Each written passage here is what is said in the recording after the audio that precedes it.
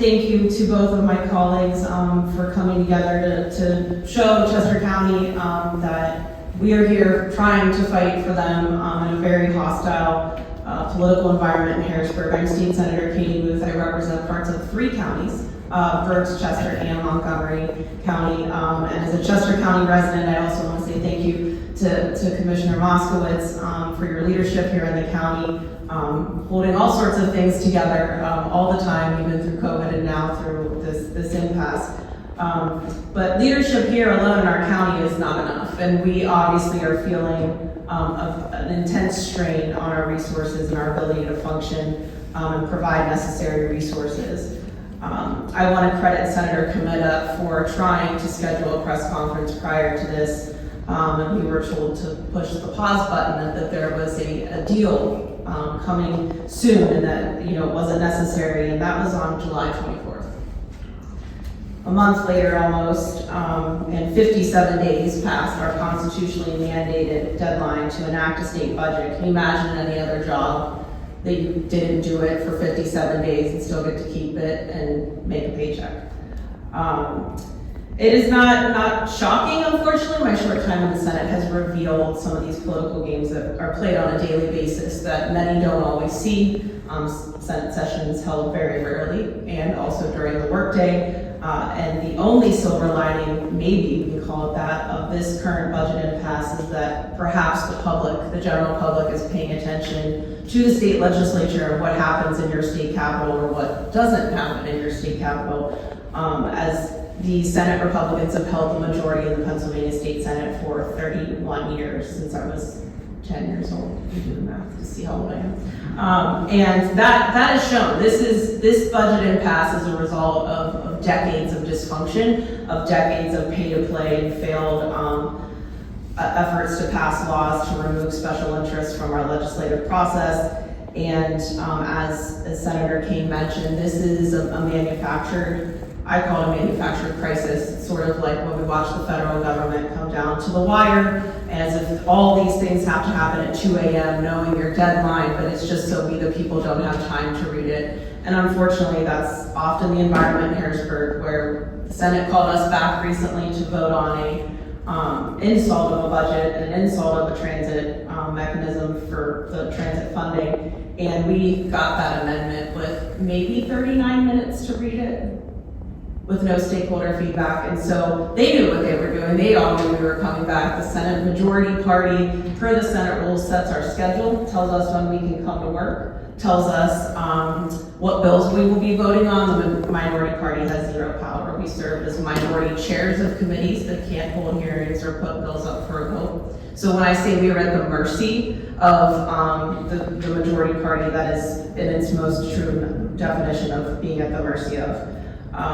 We can try to amend bills, and we will be voted down and tabled, and the Senate rules also allow for a majority vote to end all floor debate. So again, I hope the silver lining is that more people pay attention to what happens in the state Senate, and I think a lot more people probably know Senator Pittman's name, but that doesn't change the reality of what we're facing right now. And unfortunately, there's a moment here to be met, and it could be a good moment or a bad moment. And I think that I hope that my party, the Democratic Party, steps up and meets this moment with a vision and not a Band-Aid. And a vision means that we need to change Pennsylvania's overall very regressive tax system. And that starts with some very easy solutions. For 57 days that I've been waiting to be called back to work to vote on a budget, I've generated some great ideas, some of which my colleagues have introduced into legislation. But there is revenue on the table to not just fully fund public transit, all of our roads and bridges. I think that every bridge in Pennsylvania should be safe to drive on. I do. I think every road should be a safe road to drive on. I'm humble enough to say, yes, of course, I fight for my district, but to know how an economy works statewide, we need the whole state to be functioning and for the whole state to be safe and fully funded. And that's just how an economy works. And Pennsylvania leaves a lot of tax revenue on the table that could be used to fully fund public education, fully fund childcare, fully fund all of these things And there are mechanisms that could be passed to do so. And that starts by making sure that we the people, the residential and small business taxpayers of Pennsylvania, no longer have to foot the burden and carry that financial responsibility for all of our public infrastructures by closing a tax loophole that would require multi-state corporations to pay their fair share. Amazon, Home Depot, Lowe's, name your Fortune 500 company, they are exempt from paying corporate net income tax in the state of Pennsylvania. You pay more money than Home Depot or Amazon or Tesla. Name your big dog, right? And so again, revenue left on the table that we haven't tapped into. There's a tax exemption for data centers passed in 2021 for their equipment. I don't know about you, I paid sales tax on my MacBook Pro. So if a billionaire company can pay their fair share of taxes to do business here, again, revenue left on the table. And I want to mention that the combined reporting I just talked about, closing the corporate tax loophole, is a bill by Representative Fiedler, HB 1610, sitting in the Senate Finance Committee as we speak. So there are solutions on the table that could be voted on, and these Senate Republicans not only didn't vote on five transit bills that the House sent over, there's Representative Fiedler's bill to require this combined reporting, because right now, Pennsylvania businesses that only do business in Pennsylvania, they pay their fair share of taxes, just not the multi-state ones. We also know that we are the second largest methane gas producer in the nation here in our drill baby drill Commonwealth, and as much as I have very strong feelings about science and climate change, there's no severance tax on that, or maybe we could tax the billions of gallons of waste produced annually by that industry and clean it up, and we would have more revenue on the table. And maybe we should also just think about how taxpayers pay this portion, but passive invested wealth by some of the richest people in the Commonwealth is not taxed. So I just said to my colleagues before we started, the Powerball, you heard, is up to one of the highest amounts ever. I played the last 3 times, I did not win.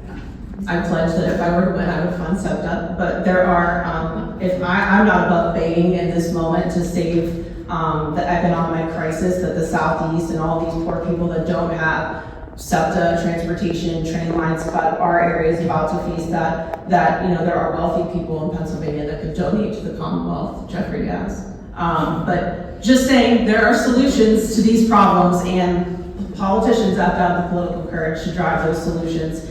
And there is compromise, but there's also a line where we can't continue to compromise our residents' quality of life and basic human rights in a budget every year. So this is political. Next year is an election year for half the Senate, the whole House of Representatives, the governor. And so keep that in mind, and as you pay attention to this process, and as Senator Kane said, if you can't do your job, maybe you don't belong in this line of work anymore. Your job is to represent the public, the people that vote for you, the taxpayers in Pennsylvania, or just the people you represent in your district, even if they didn't vote for you. And that's our job, and we're trying to do our job. It's very difficult to do our job when the other side doesn't want to go back to work. And I know I'm standing here with 2 people who want to do that work, who work very hard to fight for their constituents, and for any sort of comfort it gives that there are 3 senators in Chester County that are taking names and kicking tail, trying to make sure that this gets done right. And I really do encourage you to not just reach out to Senator Pittman, Senator Ward, and also to make sure you watch this process as it all unfolds, and whatever deal comes to the table, that it's not like my first budget in 2019 where I learned the hard way about budgets. There was a bill that had general assistance, a program for the Pennsylvania's most vulnerable, and I couldn't understand as a new senator why we would be compromising and giving up this $50-some million program. And I had 13 amendments drafted to try to block this, horrible thing from happening, and I didn't. I got through 2 of them, and Republicans said no more floor debate, and then they put that provision in the same bill for hospital funding. So you're damned if you did, damned if you voted yes, damned if you voted no. And unfortunately, that's often the compromise that unfolds in Harrisburg. And I hope that this new, insurgence of energy by the public, that you're all watching this process, because it is about transit, it is about our region, but it is also about the process and how these deals are cut, and that you all deserve to have a government that it meets your needs. You pay for this government, it's your people, it's the people's money that runs this government. So thank you, and we will continue fighting the fight and hopefully have a resolution to this funding impasse ASAP.